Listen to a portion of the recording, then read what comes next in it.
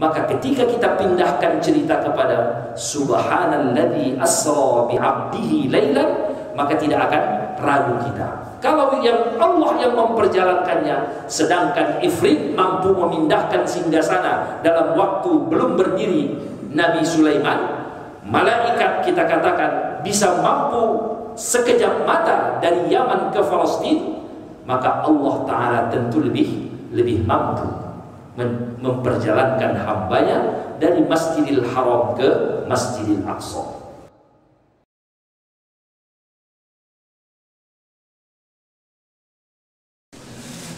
Bismillahirrahmanirrahim.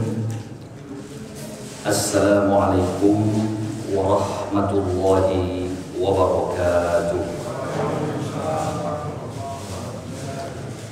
Alhamdulillahi rabbil alamin, wa bihi nasta'in ala umuri dunya waddin, wassalatu wassalamu ala ashrafil anbiya'i wa imamil mursalin, nabiyyina wa habibina Muhammadin wa ala alihi wa ashabihi ajma'in, wa ba'du. قال الله تعالى في القرآن الكريم: أعوذ بالله من الشيطان الرجيم، بسم الله الرحمن الرحيم. سبحان الذي أسرى بعبده ليلا من المسجد الحرام إلى المسجد الأقصى الذي باركنا حوله لنريه من آياتنا إنه هو السميع البصير. صدق الله العظيم وصدق رسوله النبي الكريم ونحن على ذلك من الشاهدين والشاكرين. Yang saya muliakan Bapak-bapak, Ibu-ibu, hadirin wal hadirat, jamaah salat Isya yang berbahagia, puji dan syukur kehadirat Allah Subhanahu wa Ta'ala yang telah melimpahkan rahmat dan nikmat kepada kita semua sehingga kita dapat melaksanakan kewajiban kita salat Isya berjamaah.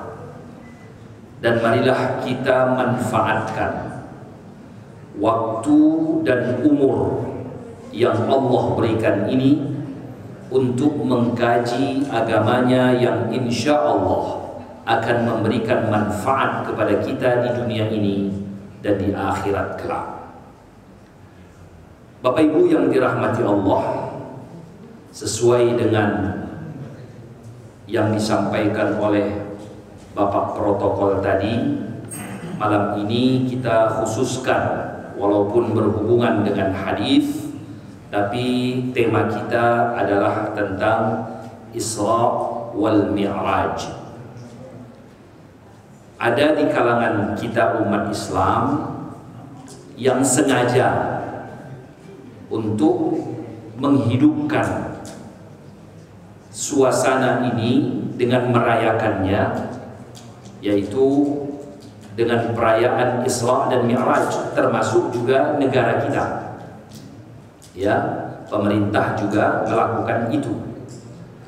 Yang setuju berdasarkan kepada dakwah, yaitu nasrul dakwah, untuk mengembangkan dan menyebarkan dakwah di waktu-waktu dan momentum-momentum yang memang perlu diingat dan perlu juga diketahui oleh anak-anak dan generasi kita selanjutnya.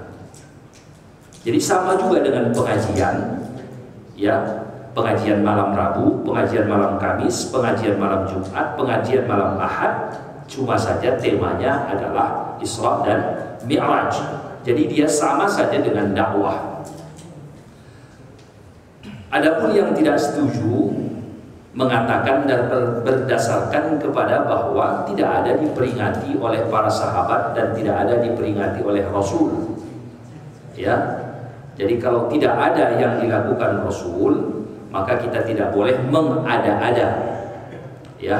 Memang tidak persis betul seperti yang kita katakan tadi bahwa Rasulullah Sallallahu Alaihi Wasallam senantiasa memberikan dakwah, senantiasa memberikan pengetahuan kepada sahabat dan para umat pada waktu itu. Tidak ada yang disembunyikannya, semua disampaikan.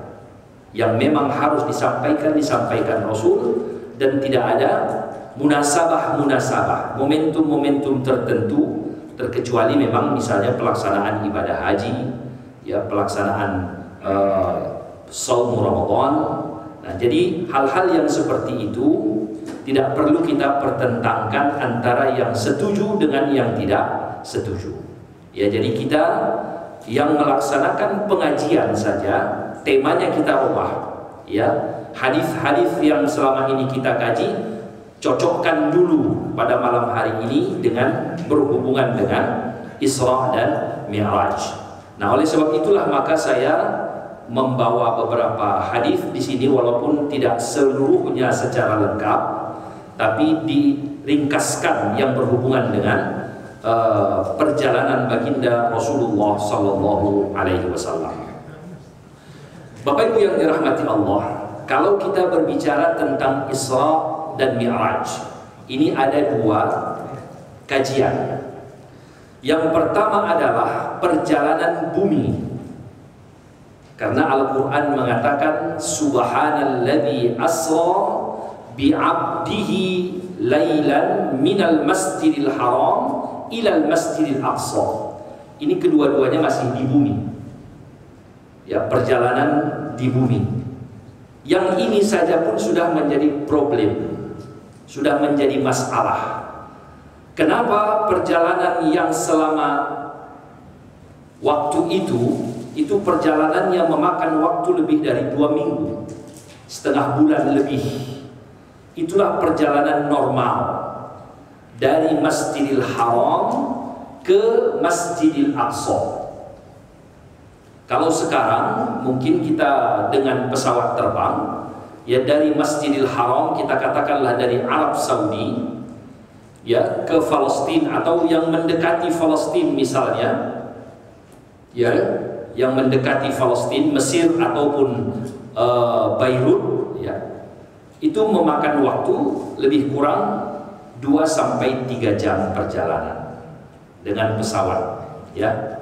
Nah, oleh sebab itu pada waktu itu tidak ada seorang pun yang meyakini itu bisa melakukan perjalanan secepat itu kalau melalui logika pada waktu itu. Ya, kita membawa logika pada waktu itu. Tidak ada yang bisa mempercayainya kalau hanya melalui logika. Tapi kalau melalui keimanan, ya, kalau melalui keimanan, maka akan terbuka, ya, pemikiran kita, akan terbuka hati kita untuk mempercayainya. Bagaimana caranya? Bapak Ibu yang dirahmati Allah, setiap benda yang bergeser dari satu tempat ke tempat yang lainnya, dia memerlukan waktu, ya, memerlukan waktu. Benda padat apabila bergeser dari satu tempat ke tempat yang lain, ini memerlukan waktu yang lebih lama kalau dia benda padat. Nah, misalnya sarung kacamata saya ini saya lemparkan ke satu tempat, dia memerlukan waktu dan itu bisa diukur. Ya, dengan ilmu fisika, matematika, itu bisa diukur kecepatannya, ya, sampai dari titik saya duduk di sini ke titik jatuhnya tempat kacamata ini, itu bisa diukur berapa detik misalnya, atau sepersekian detik sampai dia ke sana. Nah, suara saya ini sampai ke telinga Bapak dan Ibu itu juga mempunyai waktu, ya. Suara lebih cepat daripada benda yang saya lemparkan tadi, ya, dengan kecepatan suara berbeda lagi. Cahaya itu lebih cepat lagi, ya. Cahaya itu lebih cepat lagi. Dengan cahaya bisa sampai bermil-mil, berkilometer, dengan masa sekian detik itu dia sudah sampai. Nah, maka oleh sebab itu yang menciptakan benda, yang menciptakan suara, yang menciptakan cahaya, mampu dia untuk memindahkan dari satu tempat ke tempat yang lain, tidak memerlukan waktu yang ada. Ya.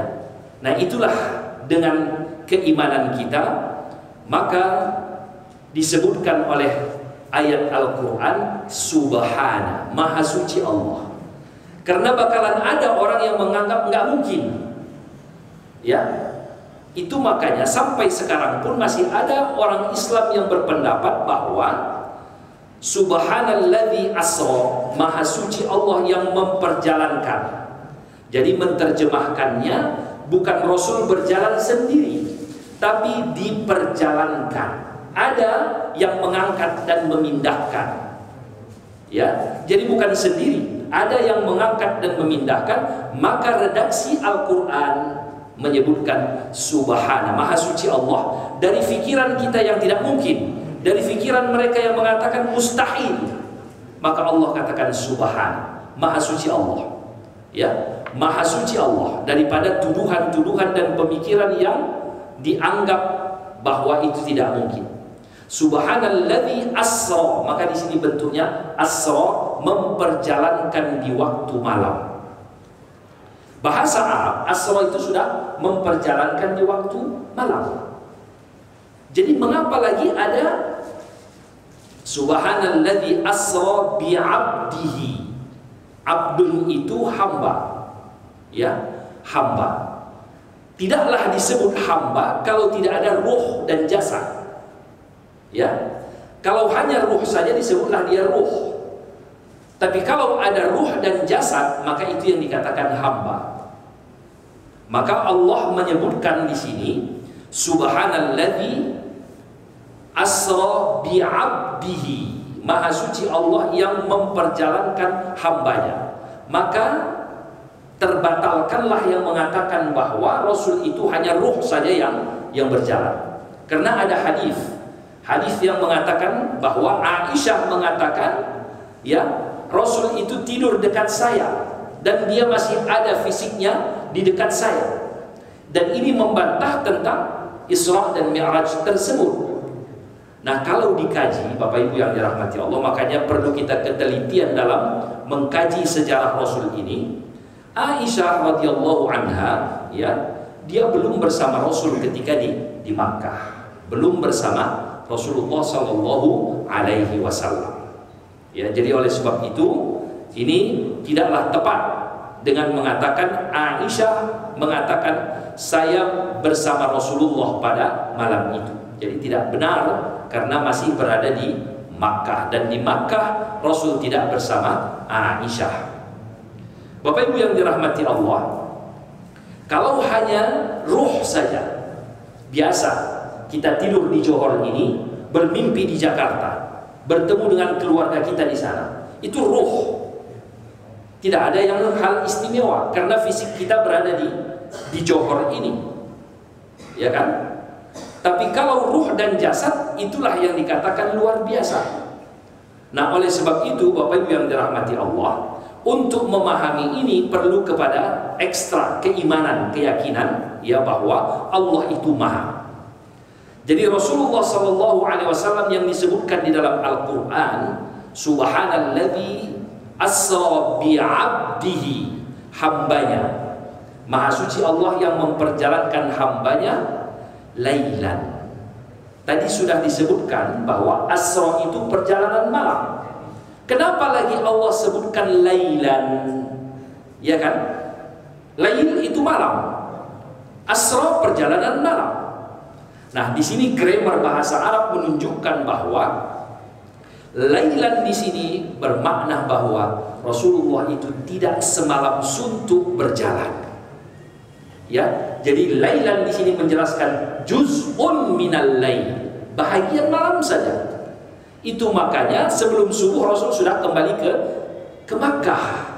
Nanti akan kita lihat bagaimana hadis ketika Rasul dihujjah.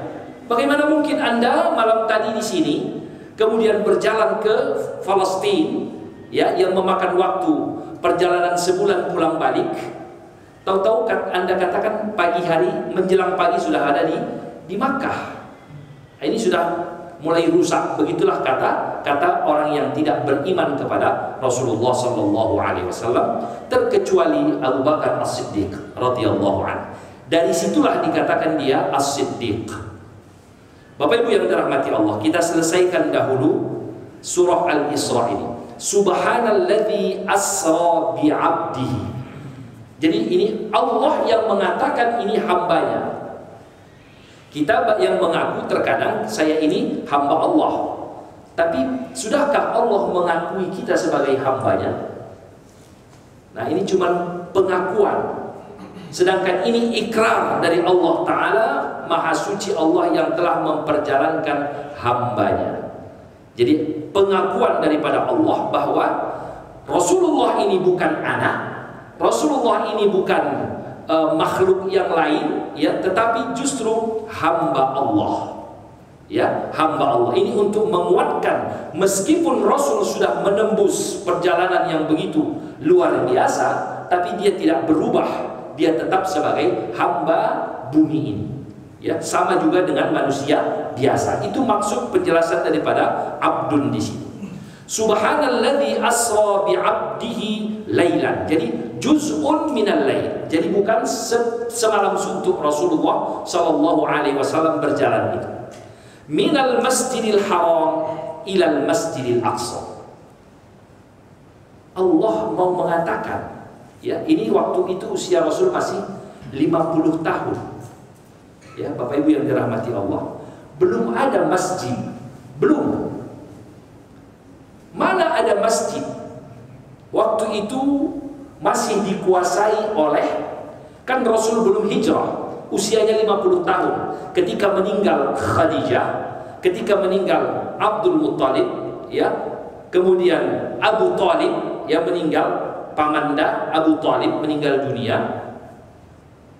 Susahlah hati baginda Rasulullah SAW. Itu maka disebut dalam sejarah kehidupan Rasul namanya Amul Huzun, tahun kedukaan atau tahun duka cita. Istri tercinta yang habis-habisan membela, harta semua habis, tidak peduli, yang penting bisa menyelamatkan dakwah ini, tahu-tahu Allah ambil.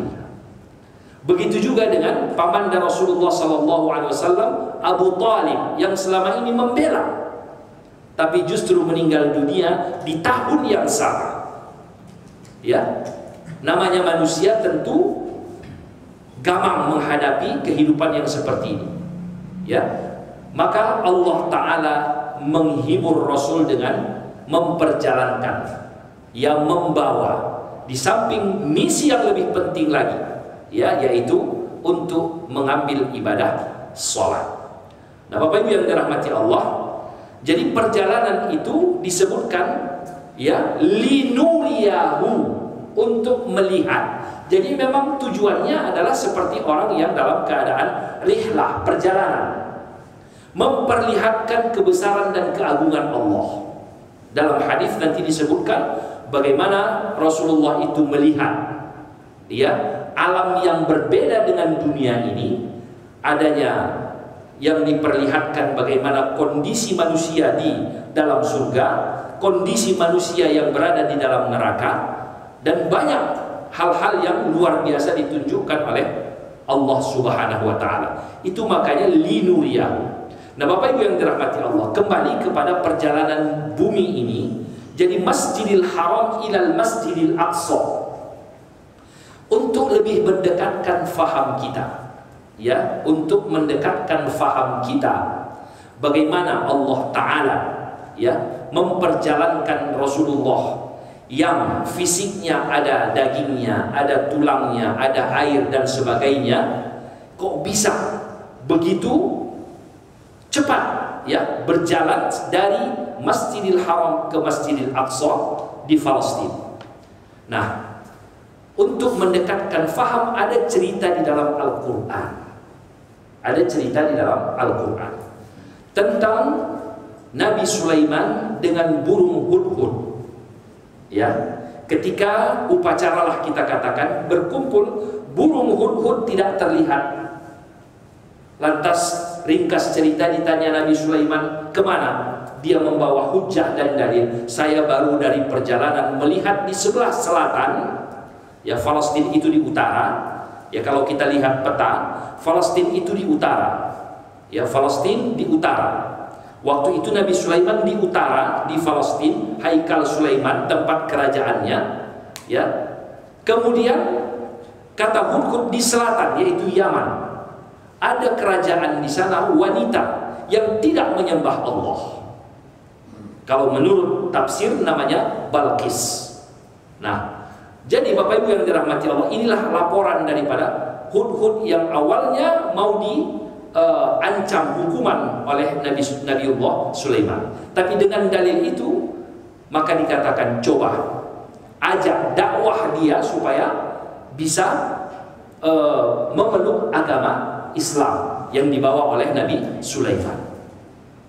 Bapak Ibu yang dirahmati Allah, ditulislah surat innahu min Sulaiman wa innahu bismillahirrahmanirrahim. Ketika melepas burung hudhud ini, Nabi Sulaiman bertanya, tidak perlukah bala tentara untuk mengiringimu? Itu pertanyaan Nabi Sulaiman kepada Hudhud. Tidakkah perlu bala tentara atau burung-burung lah kita katakan untuk mengawalmu? Apa jawab Hudhud kepada Nabi Sulaiman?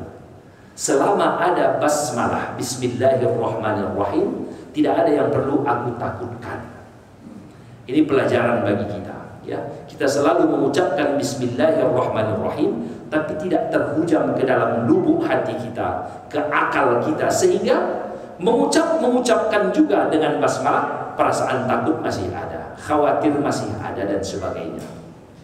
Justru Hudhud mengatakan, selama suratmu ini ada basmalah di dalamnya, bismillahirrahmanirrahim, ya, innahu min Sulaiman, bahwa ini dari Sulaiman, wa innahu bismillahirrahmanirrahim, dimulai dengan basmalah.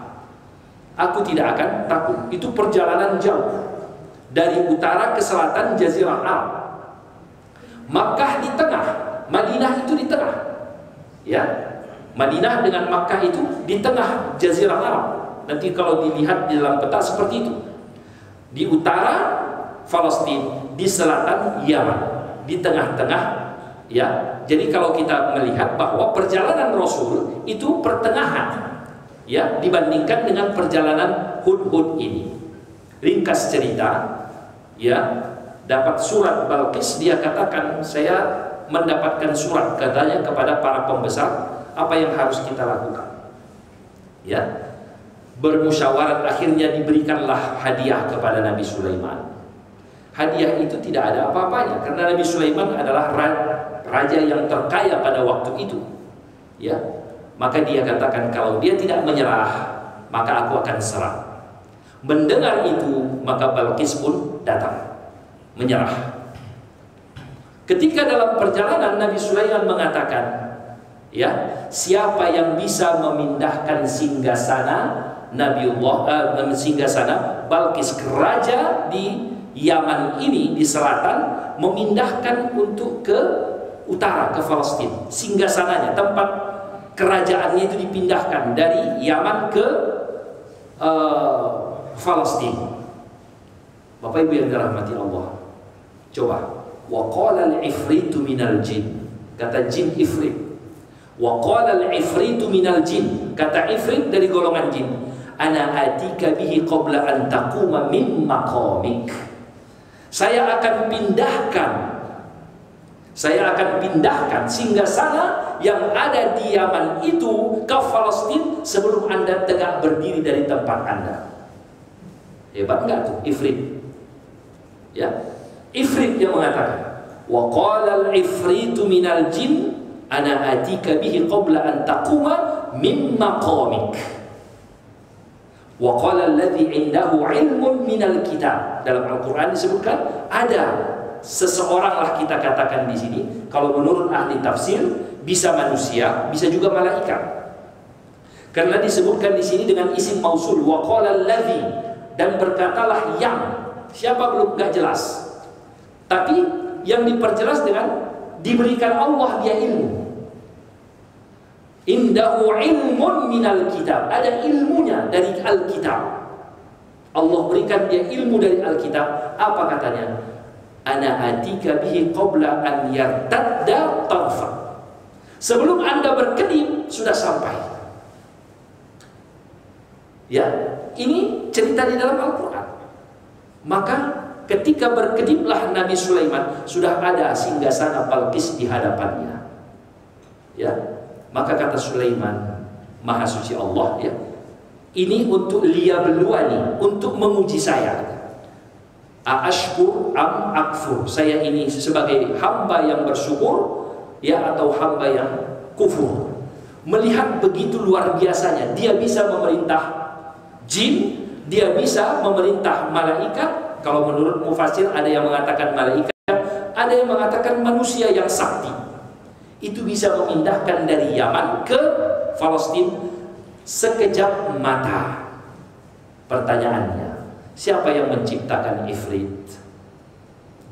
Jawabannya, Allah. Yang menciptakan Ifrit, Allah. Siapa yang menciptakan malaikat? Jawabannya, Allah. Kalaupun manusia, siapa yang menciptakan manusia sakti ini? Jawabannya, Allah. Maka ketika kita pindahkan cerita kepada Subhanalladzi asra bi'abdihi lailan, maka tidak akan ragu kita. Kalau yang Allah yang memperjalankannya, sedangkan Ifrit mampu memindahkan singgasana dalam waktu belum berdiri Nabi Sulaiman, malaikat kita katakan bisa mampu sekejap mata dari Yaman ke Palestina, maka Allah Ta'ala tentu lebih mampu memperjalankan hambanya dari Masjidil Haram ke Masjidil Aqsa.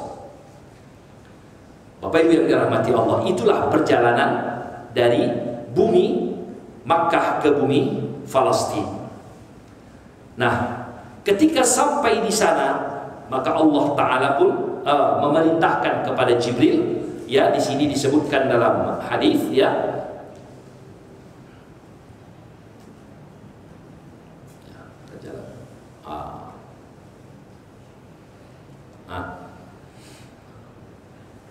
Warawa Muslimun an Anas ibn Malik radhiyallahu an anna Rasulullah sallallahu alaihi wasallam qala utitu bil buraq.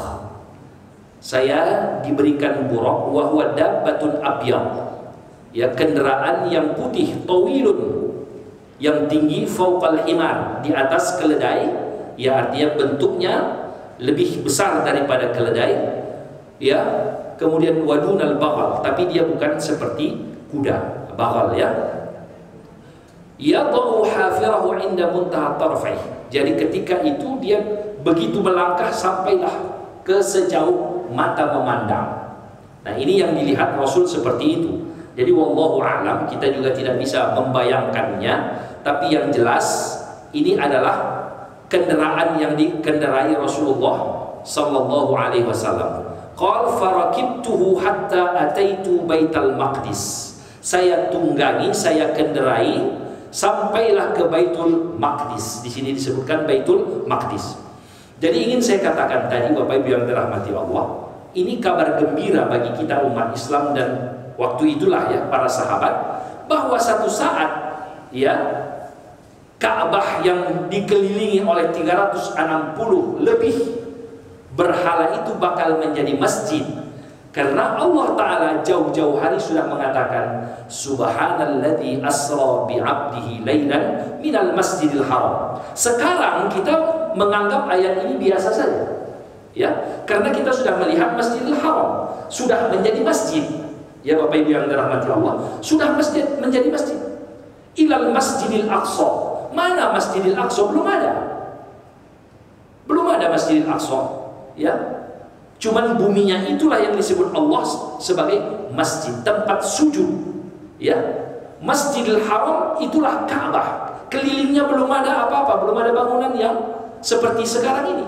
Sekarang kita melihat bangunan yang begitu megah. Dengan membaca ayat ini kita yakin ya, dari sinilah perjalanan Allah dari Hijr Ismail misalnya ke Masjidil Aqsa, sampailah ke Haikal Sulaiman di sana. Nah, karena sudah ada bentuk masjidnya. Kalau dulu kan tidak ada, belum ada masjid. Inilah busyra namanya, berita gembira kepada kita nanti, ya, nanti setelah Islam berkembang ini bakalan menjadi masjid namanya, yang disebut dengan Masjidil Haram. Kenapa? Karena Al-Quran Allah Ta'ala yang mengatakan Subhanalladzi asra bi'abdihi laylan minal masjidil haram ilal masjidil aqsa. Waktu itu belum ada masjid, belum ada masjid. Nah, barulah penaklukan Fathu Makkah baru berubah menjadi tempat ibadah. Kalau tidak, tempat berhala. Nah, disinilah perlu kita ketahui bahwa sebelum menjadi masjid Allah sudah memberitakan ini namanya Masjidil Haram, ini namanya Masjidil Aqsa. Nah, Bapak Ibu yang dirahmati Allah, jadi disebutkan di sini Rasul berjalan di berkendaraan, farakibtuhu, kata Rasul, saya menunggangi, menaiki, ya, hatta ataitu Baitul Maqdis. Nah, sampailah ke Baitul Maqdis. Jadi di sana dalam hadis yang lain Rasul memimpin ibadah, ya. Jadi hadis-hadis ini juga cukup banyak menceritakan tentang perjalanan Rasulullah SAW sampai ke Masjidil Aqsa. Nah, ini saja pun sudah menjadi hebohlah penduduk Makkah, ya. Termasuklah Abu Jahal yang mengatakan kepada Abu Bakar As-Siddiq, lihatlah sahabatmu ini sudah mulai, ya, kalau bahasa sekarang sudah mulai hang katanya, ya. Kenapa? Karena tidak mungkin perjalanan yang begitu, kalau menurut logika pada masa itu tidak mungkin. Tapi ketika Rasul mengatakan sifat-sifat, dan bahkan dia katakan saya bertemu dengan qafilah, adanya rombongan perjalanan, di perjalanan bertemu dengan qafilah tersebut, ya, mereka menuju pulang ke Makkah. Mungkin beberapa hari lagi akan sampai. Dan itu benar. Sehingga Abu Jahal bengong. Ya, ketika diceritakan Rasul belum pernah melihat Baitul Maqdis, belum pernah melihat Masjidil Aqsa. Tapi ketika diperlihatkan Allah Ta'ala, ketika dihujah penduduk Makkah, dibayangkan. Di situ disebutkan dalam hadis ini bahwa Rasulullah SAW melihat, ya, bahwa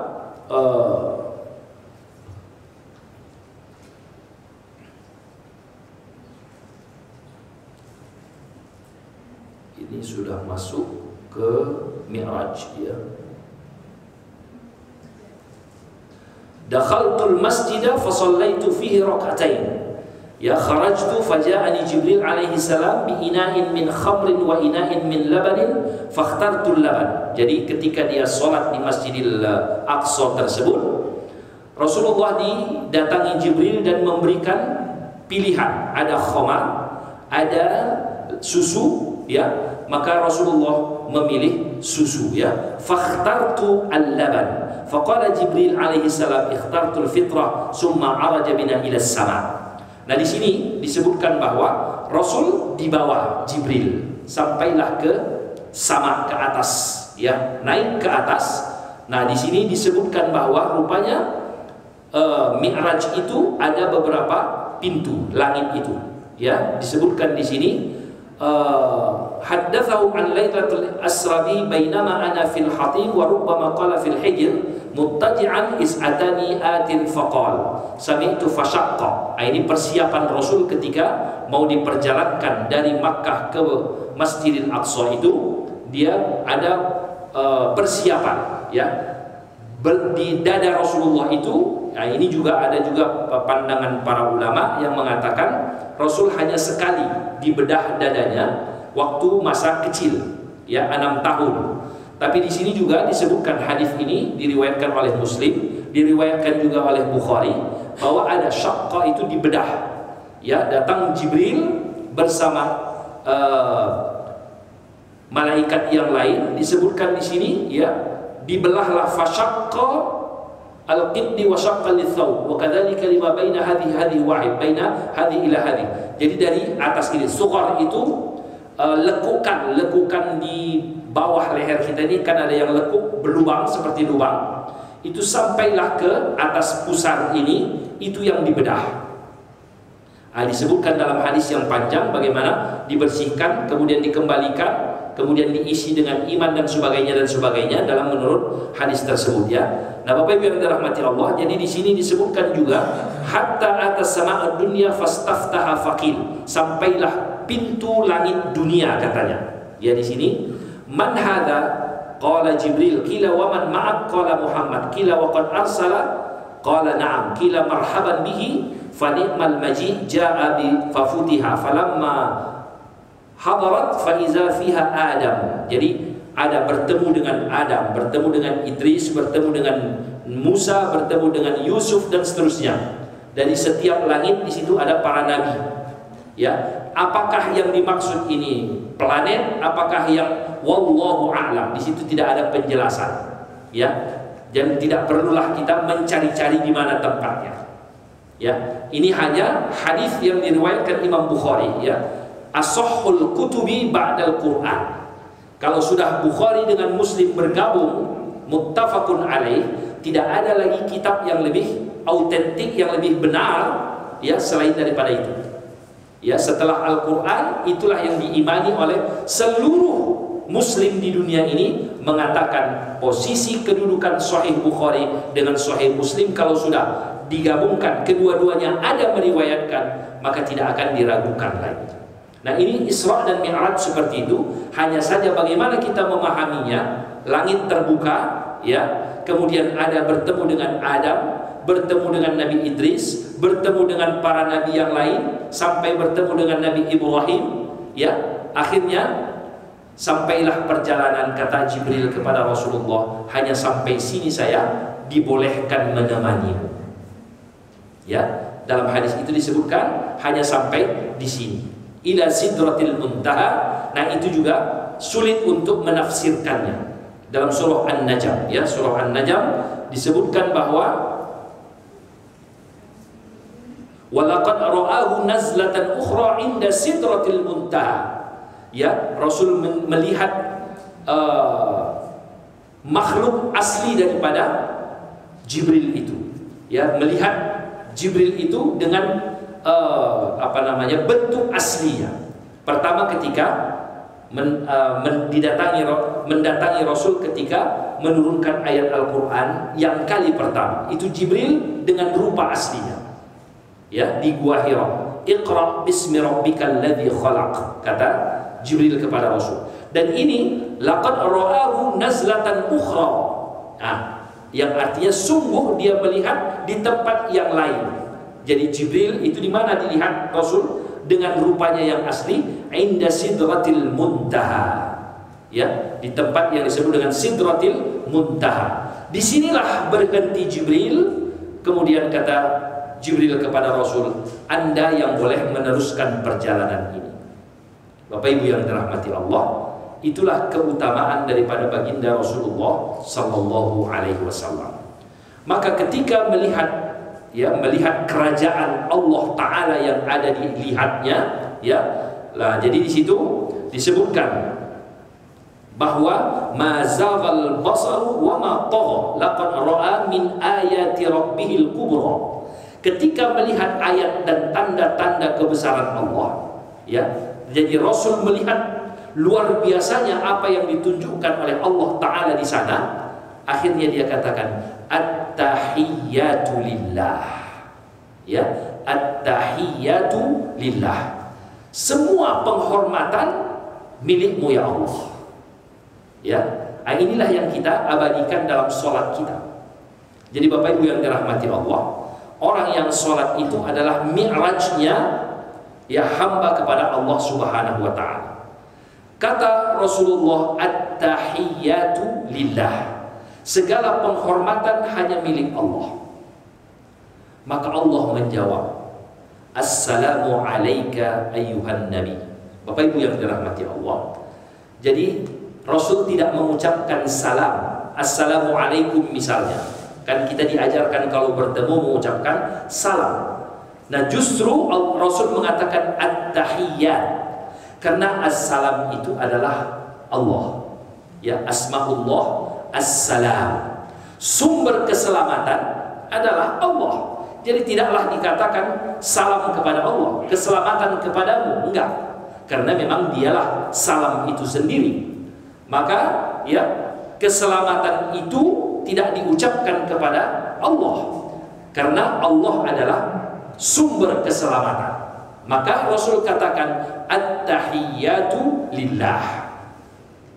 Allah menjawab assalamu alaika ayyuhan nabi. Salam sejahtera untukmu wahai Nabi. Bapak Ibu yang dirahmati Allah. Jadi di sini kita lihat Allah mengkhitab. Khitab itu artinya melawan, ya, melawan bicara. Pada dalam bahasa Arab disebut dengan khitab.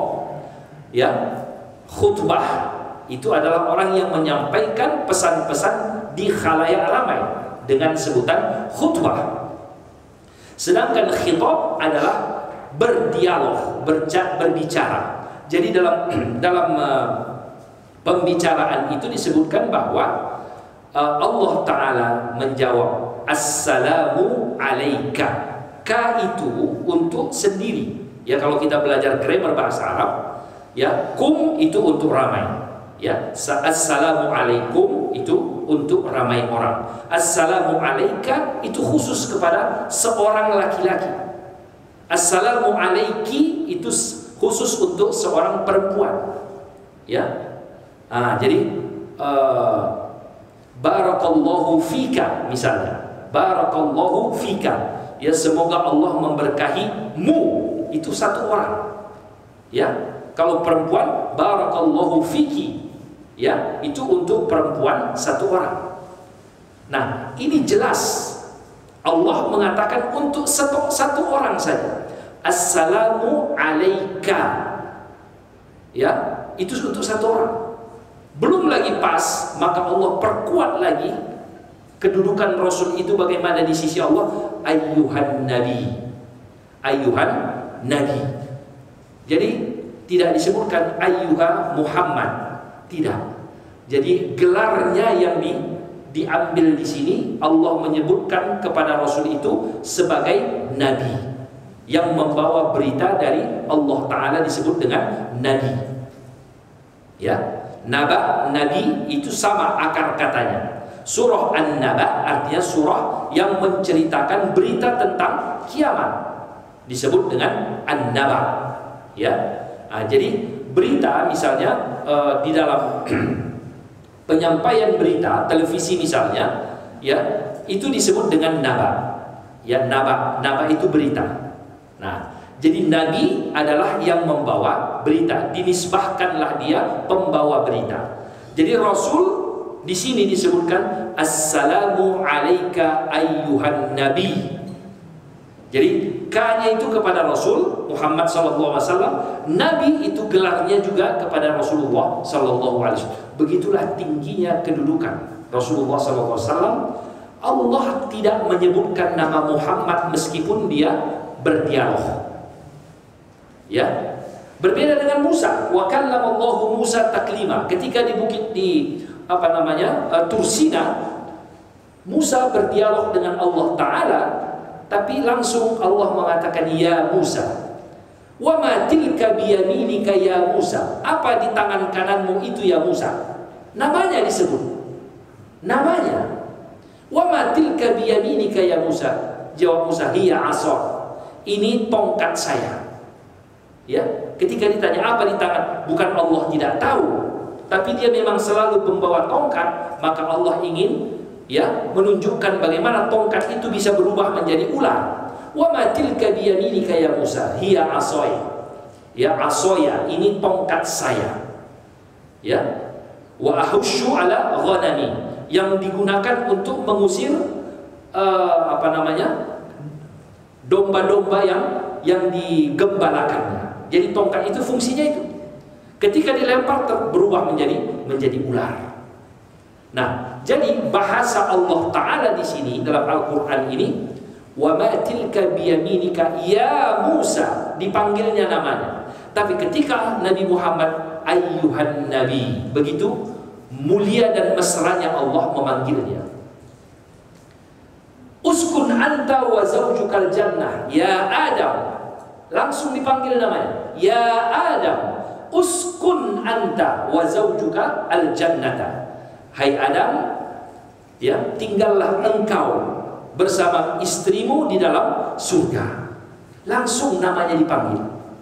Ya Yahya, khudhil kitaba biquwwah. Wahai Yahya, ambil kitab ini dengan kekuatanmu. Ya Zakaria, inna nubashiruka bighulamin ismuhu Yahya. Wahai Zakaria, namanya langsung dipanggil. Tapi carilah Bapak Ibu di dalam Al-Quran, kalau ada Allah memanggil nama Ya Muhammad, enggak ada. Kalaupun ada nama Muhammad di dalam Al-Quran, itu menceritakan menjadi orang ketiga. Maka Muhammadun aba ahadim min rijalikum. Ya, tidaklah Muhammad itu orang tua atau ayah dari laki-laki di antara kamu. Jadi menafikan di sini. Disebutkan itu menceritakan wa ma kana Muhammad, ma kana Muhammadun, ya.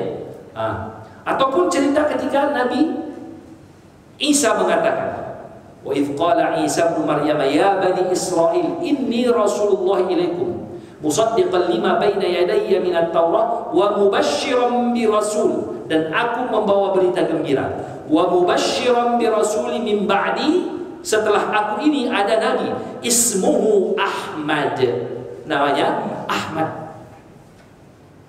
Jadi ada nama di situ tapi tidak berdialog, tidak memanggil langsung. Nah, itulah kedudukan Rasul sallallahu alaihi wasallam. Besar kepalakah Rasul dengan pujian Allah ini langsung? Justru dia teringat dengan kita. Jawaban Rasulullah sallallahu alaihi wasallam ketika Allah katakan assalamu alayka ayuhan nabi, maka jawab Rasulullah assalamu alaina. Nah, itu kata ganti untuk kami. Banyak, ya. Rasul sendiri. Tapi justru kita diingatnya yang sedang berada di bumi ini pun diingat Rasul. Assalamu alaina wa ala ibadillahis salihin. Dan hamba-hambamu yang soleh. Itu salam sejahtera kepada mereka juga. Itulah sayangnya Rasul kepada kita. Ya, jauh daripada bumi, tapi justru yang diingat Rasul adalah kita umatnya. Assalamu alaina ayuhan nabi. Ya, salam sejahtera untukmu, maka jawab assalamu alaina wa ala ibadillahis salihin. Nah, Bapak Ibu yang dirahmati Allah, jadi jelas bahwa kedudukan Rasulullah SAW luar biasa. Nah, sampailah kepada perintah Allah Ta'ala. Apa yang harus dikerjakan? Yaitu sholat. Ya, perintah sholat. Jadi ini memang hal yang sangat penting, maka perlu untuk dijemput di sana.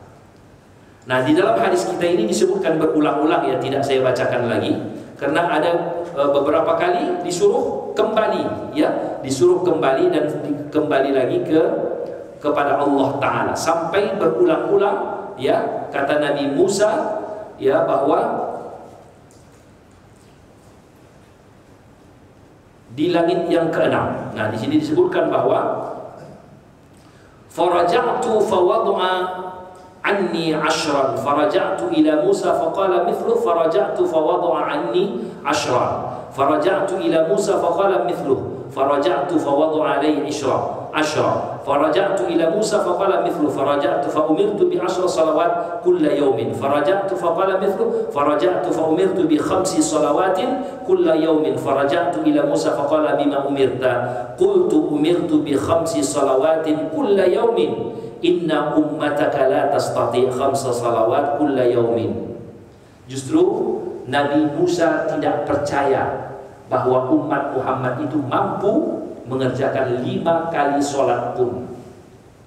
Ya, sehari semalam 24 jam, 5 kali itu kata Musa, saya meragukannya. Balik lagi lah minta. Tapi Nabiullah Muhammad SAW tidak rela lagi. Malu sudah berulang-ulang menghadap Allah untuk minta diskon. Tapi kata Musa, umatmu tidak akan mampu. Ini kata Nabi Musa. Ya, jawabannya katanya, wa inni qad jarrabtun nasa dan saya sudah mencoba. Bani Israel itu sudah saya coba. Ya, jadi sholat di zaman Nabi Musa juga ada. Ya, sudah saya coba. Jarrabtu katanya di sini. Ya, farji' ila rabbika fas'al at-takhfif li ummatik. Mintalah kembali takhfif keringanan. Ya, qala sa'altu rabbi hatta istahyaitu. Jadi kata Nabi, istahyaitu, saya malu. Walakinni arda, tapi saya sudah redalah. Wa aslam wa uslim, dan saya menerima. Ya, saya menerima apa yang sudah ditentukan Allah itu. Dan Allah katakan 5 waktu sama nilainya dengan 50 waktu. Itu kelebihan kita umat Islam, bahwa Allah fardukan 5 waktu, tapi nilainya di sisi Allah seperti 50 waktu. Tapi Nabi Musa mengatakan meragukan umatmu untuk bisa melaksanakan itu. Nah, oleh sebab itu Bapak Ibu yang dirahmati Allah, cobalah kita untuk ya menyatakan bahwa salah Nabi Musa itu, ya, bahwa kita umat Muhammad bisa dan mampu melaksanakan 5 kali sholat sehari semalam. Ya, memang tidaklah semua umat manusia atau umat Islam ini yang mengerjakan ibadah sholat itu. Masih banyak yang meninggalkan sholat. Bapak Ibu yang dirahmati Allah, dalam suatu riwayat disebutkan umat Nabi Musa alaihissalam pernah mengadu seorang wanita kepada Nabi Musa. Dia katakan, wahai Nabiullah, mintakanlah kepada Allah untuk memaafkan dan mengampunkan dosa. Kata Nabi Musa, apa dosamu? Saya malu mengatakannya. Kalau tidak kamu katakan, apa yang mau saya minta? Ketika diceritakan oleh wanita ini, ya Nabi Allah, wahai Nabi Allah Musa alaihissalam, saya sudah melakukan zina. Setelah berzina saya hamil. Setelah hamil lahir anak, saya bunuh anak tersebut. Musa memalingkan muka, kemudian dia mengatakan, jauhkan wanita ini dari saya. Saya khawatir Allah akan mengazab kita karena dosa wanita tersebut. Bapak Ibu yang dirahmati Allah, begitu takut Nabi Musa dengan dosa yang dibawa oleh wanita tersebut. Tapi dia sudah bertaubat. Akhirnya turunlah Jibril mengatakan kepada Nabi Musa, ya Musa, kenapa engkau usir wanita yang sudah bertaubat? Ya, wanita yang sudah bertaubat engkau usir, padahal Allah sudah menerima taubatnya. Ya Musa, kata Jibril alaihissalam, ada orang yang lebih besar dosanya dari wanita itu. Apa yang lebih besar? Saya sudah takut, kata Musa alaihissalam. Ada yang jauh lebih besar daripada dosa-dosa seperti itu. Kata Jibril kepada Musa, tarikus sholah, orang yang meninggalkan satu waktu sholat, dosanya jauh lebih besar dari wanita tersebut. Nauzubillah. Bapak Ibu yang dirahmati Allah, betapa banyak daripada masyarakat kita umat Islam, ya, masih banyak yang meninggalkan sholat, yang tidak mau mengerjakan sholat, yang tidak mau sujud kepada Allah Ta'ala. Memang sholat itu harus diajarkan sedini mungkin, seawal mungkin. Makanya jangan kita sebagai pengurus masjid misalnya ribut anak-anak di masjid. Nah itu biasalah, namanya anak-anak, ya. Kalau orang besar, orang dewasa yang ribut di masjid, nah itu jadi masalah. Kalau anak-anak, memang dunia anak-anak memang ribut, ya. Hanya cobalah ditertibkan ketika mau sholat, ayo sini kita sholat menghadap Allah, berikan pengertian kepada mereka. Kita mau menghadap Allah, tenang, jangan nanti bapak-bapak, ya, sedangkan tenang saja pun buyar. Begitu takbiratul ihram imam, kita sudah keluar, sudah sampai ke simpang pos kita sudah, ya. Baru takbiratul ihram, Allahu Akbar, sudah sampai simpang pos, ya kan? Begitu membaca Fatihah, ya sudah melayang, kita sudah sampai ke Brastagi. Itulah, apalagi ribut, ya kan? Jadi diberikan pemahaman, ayo tenang, ini rumah Allah, cobalah tenang. Tapi jangan diusir anak-anak, ya. Nanti dia akan tidak mau datang ke masjid, ya. 20 tahun berikutnya, 20 tahun yang akan datang, mungkin dia malas ke masjid. Karena dia teringat dulu, asal datang ke masjid diusir, nggak boleh main. Ya, kalau dia main di masjid, memang begitulah dunia anak-anak. Jadi kita harus memahami kondisi mereka juga. Ya, hanya diberikanlah pemahaman. Ya, waktu mulai sholat, ayo jangan ribut dulu. Nah, jadi kalau belum ada atau tidak ada suara anak-anak, nah justru kita khawatir. Ya, 20-30 tahun yang akan datang, ya siapa lagi yang akan memakmurkan masjid-masjid kita kalau bukan anak-anak yang sekarang inilah yang akan tumbuh dewasa. Dia menjadi senang, ya dia menjadi nyaman di masjid. Di masjid ada AC, ya saya boleh main di sana, ya boleh berlari ke sana kemari. Nah, tapi ketika azan, ketika sholat dimulai, tolong diberikan pengertian, ayo tenang. Insya Allah lama-lama ini anak akan paham. Ketimbang ya tidak mau lagi melakukan sholat karena sudah merasa takut ada pengurus masjid yang membentak-bentak dia di sana. Nah, yang seperti itu coba kita evaluasi kembali. Nah, Bapak Ibu yang dirahmati Allah, jadi di bulan Rajab ya memperingati Mi'raj dan Isra'nya Rasulullah sallallahu alaihi wasallam sebagai ulang tahunnya sholat kita, ya maka kita cobalah untuk introspeksi sejauh mana ibadah kita. Ya, sudahkah sholat itu mampu mencegah kita untuk berbuat mungkar? Karena Allah mengatakan dalam Al-Quran, Inna sholata tanha 'anil fahsya'i wal munkar. Sholat itu mampu mencegah kemungkaran dari jiwa kita ini. Kalau belum, coba kita koreksi di mana kesalahannya. Ya, nah, jadi kalau kita mau khusyuk, Bapak Ibu yang dirahmati Allah, kalau mau khusyuk sebenarnya tidak susah. Sebenarnya tidak sulit. Apa? Konsumsi yang halal, jangan berbuat dosa, mudahlah khusyuk. Itu saja.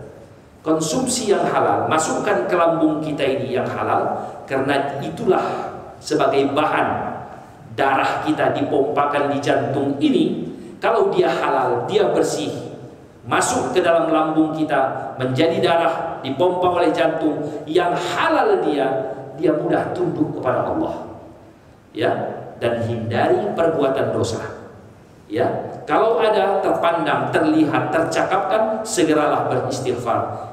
Dua ini saja kita lakukan, insya Allah khusyuklah kita sholat, tunduklah hati kita, karena dia takut kepada Allah Ta'ala.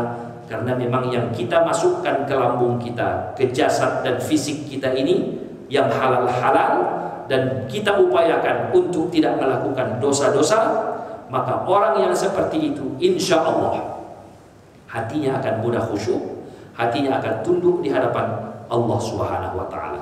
Bapak Ibu yang dirahmati Allah, inilah yang dapat saya sampaikan. Mudah-mudahan memberikan manfaat kepada kita semua dan memotivasi kita untuk meningkatkan amal ibadah kepada Allah Subhanahu wa Ta'ala. Mungkin ada yang mau bertanya, saya persilakan.